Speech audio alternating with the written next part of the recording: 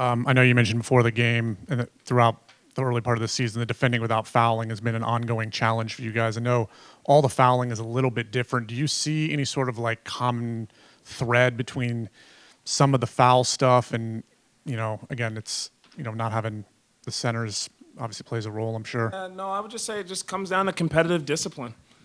These guys are competing and they're working their tails off to fight through screens and to guard the ball. But while you're doing that, you now have to have that competitive discipline, even when it's hard, to stay down on a pump fake or not reach down or to trust the shift activity around you that they're going to come over and try to block a shot or get a deflection or something like that. So I would just say it's a little bit of discipline, a little bit of trust, and we did a better job in the second half, and we just got to keep growing in that area throughout the whole season. Pick up on those fouls. I guess Melo fouled out against second street night for him. He had two early ones as well.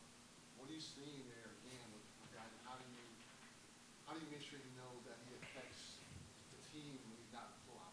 Yeah, I don't even know if it's just Melo because it's a team thing for us, to be honest. It's the collective group, and so I think I talked about it in the pregame presser. There's a difference between trying to take a charge or going vertical, and then there's grabbing guys as they're trying to come off of a screen, or just hacking down or jumping on a pump fake. Like those are the ones we got to tighten up, and they all understand their importance to the team and to what we do, and we either will or we won't. Then after the game tonight, it's two tough games against defending champions. What do you tell the team after this ball tonight? What do you see them kind of get their spirits going in the right direction going to Minnesota on Monday? Yeah, our spirits are still extremely high because I think that we draw a lot from the positives and learn from some of the growth opportunities that we had during the game. I think that we faced a team that is very veteran, very physical. They have played together, have a little bit more cohesion, and we're throwing out different lineups here and there. And again, not excuses. It's just a different group going up against a battle-tested team. And so for me, I leave encouraged from what I saw. I thought both games we had our chances throughout both games to play with a lead, to win the game. Again, really close in the shot margin today. We won the shot margin again today. So, we're doing some really good things. We just got to tighten up, I think, some of the minor details that we can control. You could see Brandon Miller in real time kind of settle back in. He had got back to the shots that he wants, his shot diet, his shot profile. What did you see from Brandon? Yeah, just, there was a play from Brandon in the second half where we're just trying to get ourselves going defensively, and he gathers the group together and just is vocal about, hey, we got to be tighter with our pick and roll coverage.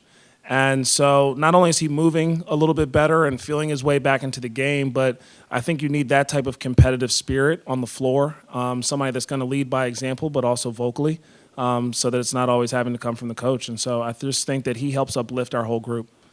Charles, you're 6 games into playing or coaching LaMelo, and I just wonder what are you seeing out there? Obviously, offensively, he's been terrific. Yep. And then you asked him during the preseason, hey, we need you to step up your defense. Fouls, I mean, is that maybe because of the way he's changed? You're asking him to change defensively, and he's got to learn just to do some things differently. Yeah, it's probably a little bit of different terminology, different techniques that we're trying to work on. I do think that just trying to continue to challenge him, though. And, we have to learn about, can he guard one-on-one? Or do we need to send a double team every time? Or are you going to foul? And so I think that's something as a staff we got to figure out what we're going to be comfortable living with. But also, through conversations with him, can he just sit down and guard his yard and commit to just showing his hands and defending without fouling? And obviously, we don't want to shake anybody's hands after they score, but I can live with some of the tough Peyton Pritchard into shot clock fadeaway jumpers, or the Jason Tatum into shot clock fadeaway step back jumper. It's the ones where it's just blow-bys, or again, just I think to me they're almost like non-competitive fouls because you're kind of just giving up on the play by just fouling a guy. And it's not just Melo, like I said, it's a collective group effort right now.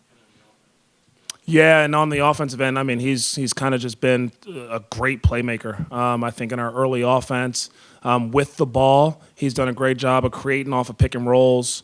Sometimes gets a little sped up, and I don't think the rest of the team can keep up with his pace. But he still happens to make something. He makes something happen out of nothing. And then I think all his off-ball habits have improved. You're seeing him get a couple more catch-and-shoot threes because I think he's trusting Trey Mann to run a pick and roll, or he's trusting Brandon or Miles or whomever it may be. And so I think that he's kind of putting it together on both sides of the offensive side of the ball in terms of playing on the ball and off the ball.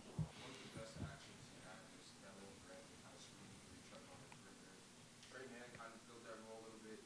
You talked about how you told him one of the games, hey, set up slip screen and got him to open three. What does the Melo and Brandon screen game kind of do to your offense? Yeah, you got two dynamic scorers that I think are just going to create some indecision for a defense. Are we switching? Are we hedging? Are we in center field or whatever it may be?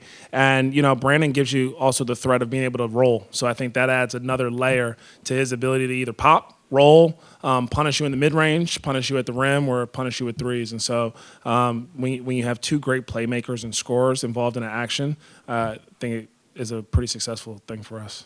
You talked about setting a standard on this team a lot, something you kind of preach about. When you face the Celtics, a team that is the standard of the NBA, do you kind of like having this game or this series early on to show the team, hey, that's the standard, now we have to see what we can do to kind of make way there?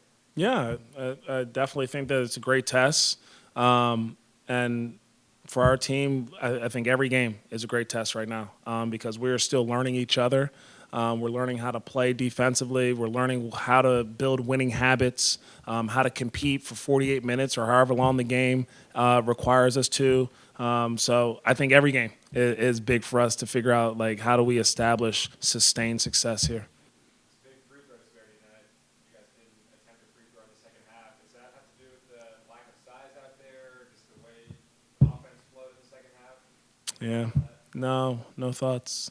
I think that that tells the story right there. We didn't get any free throws. I think that we have some guys that are driving the ball. We're playing against a team that switches a lot of pick and rolls, and they're just as physical in terms of how they steer and how they go into screens. And I think there's a little bit of a difference of how things are called when we are trying to steer or we are trying to read. There's less grace, there's less flexibility, however you want to say it. So, but no, it is what it is.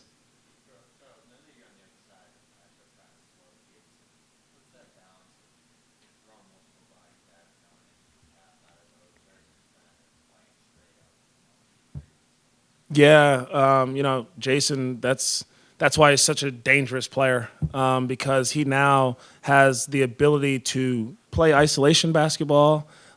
He is also trusting his teammates more and more in every situation. So now he's like a willing passer. I think he's always been capable, and now he's just even more willing to pass. And then he's got great players around him to also just be able to make plays. And so we had to find our balance of, are you going to let him play isolation in this situation versus this defender or versus a different defender? I know they have shooting out there, but we just don't want to see him get another field goal attempt. The other thing that I think he's done a great job of is just having more composure, more poise to him. You can see it now where, you hit him, you trap him, and he gets off of it, and you think you can deny him. And then now all of a sudden he's like moving without the ball to try to go backdoor and slash. And so he's just handling, I think, pressure a lot better.